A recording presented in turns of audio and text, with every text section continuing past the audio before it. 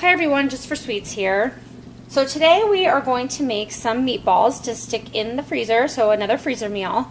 And the reason I'm doing this is I have some ground beef that I need to use up, and I'm going to go ahead and stick these in the freezer. I can use them for meatball subs, spaghetti sauce, or even an appetizer. I'm going to start by washing my hands before I do this. I'll probably have to wash my hands several times. Okay, so basically what I have is a little bit over a pound of ground beef. I have some Italian chicken sausage that I'm going to add in there. I have some fresh garlic from my video, Preserving Fresh Garlic. Go ahead and check that out. The only thing I do want to say, I'm going to stick this in this video, is they say to stick this in the freezer because you want to avoid botulism from it being a spore. So that's the one thing I was told to do, so this has been in the freezer. You want an egg. I have some Wildtree Spagetti Blend, and you don't have to have the Wildtree, you can use just oregano and parsley, but this has everything in it, so that's why I use that. And if you're interested in finding out about Wildtree, go over to Linda's Pantry. She is actually a rep for them. I have some Italian style breadcrumbs, some Montreal steak seasoning, some salt, and some pepper.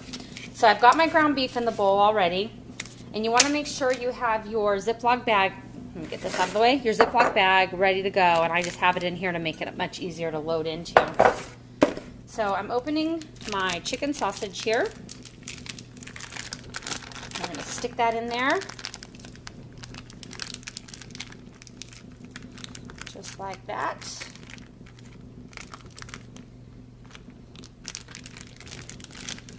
All right. Again, now I'm going to wash my hands because I can't handle having all that meat on my hands. Okay. Now, oh, and I forgot one ingredient. You're going to need some milk also. All right. So what I'm going to do is I'm going to kind of just, if I can get my garlic out of here, it's frozen. I'm going to add about 2 tablespoons of my fresh garlic. Okay. We're going to want to add a couple dashes of our Wildtree Spaghetti Blend, or you can use Italian seasoning or oregano and parsley, whatever you choose.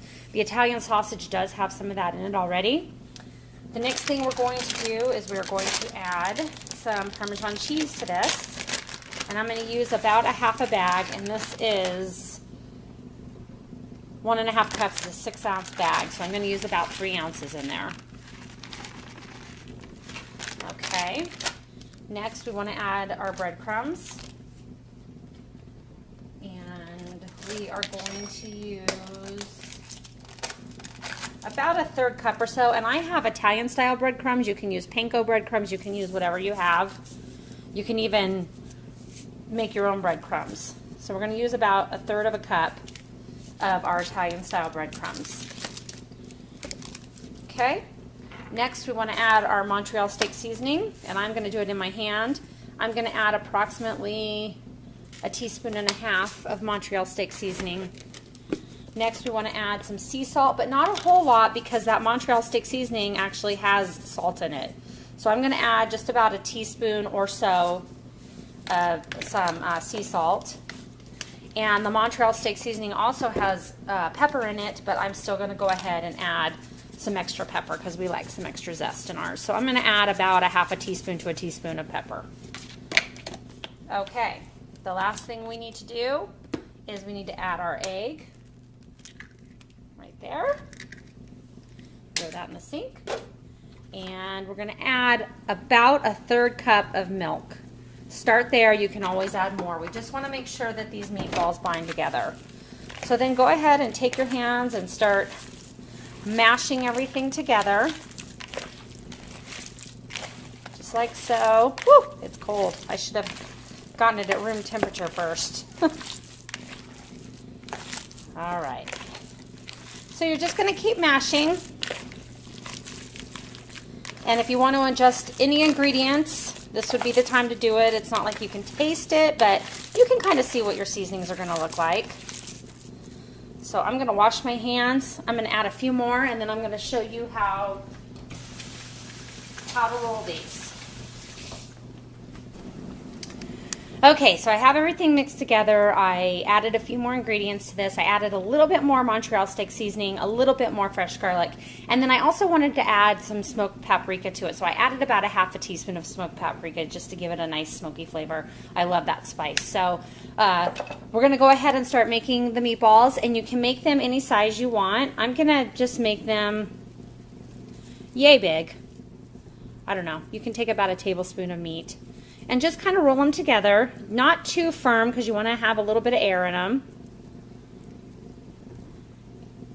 There you go, just like so. And I'm going to go ahead and stick these straight in. Now, one thing you could do ahead of time is you could go ahead and pre-brown these if you want to, which I may do later, I'm not sure. But for right now, I'm just going to go ahead and roll them and make them. Let's see. So we're going to keep going and just rolling these. If you pre-brown them, the good thing about that is that, you know, then when you go to put them in the crock pot, they're already pre-browned and you're just putting them in some sauce.